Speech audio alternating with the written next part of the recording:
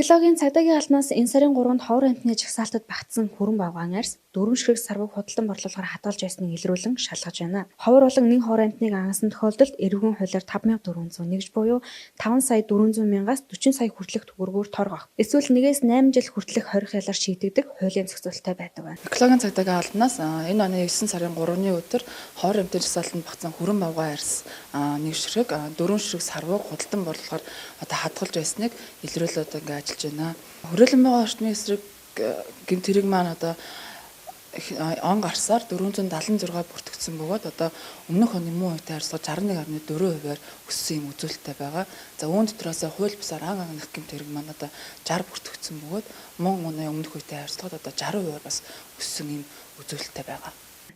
Шинжлэх ухааны академийн биологийн хүрээлэнгийн 1986 оны судалгаагаар 50,000 км² нутагт ойролцоогоор 500 орчим бадгаал хүрэн багваа бий гэж тооцоолжээ. Тоо толгоол нөлөөлж байгаа байгалийн хүчин зүйлийн нөлөөлөл баг хорхоцсон 47 бадгаал багвааг орон нутгийн хүмүүс ангасан бөгөөд бүгд маш туранхай, зарим дотор өгөхгүй байсааж сүүлийн жилүүдэд худалдаалах зорилгоор донд саврыг авахын тулд хууль бусаар агнах явдал их хийсэн. Цаатан хүмүүс тэдний мах болон арьсыг нь ашиглах зорилгоор агнадаг байна.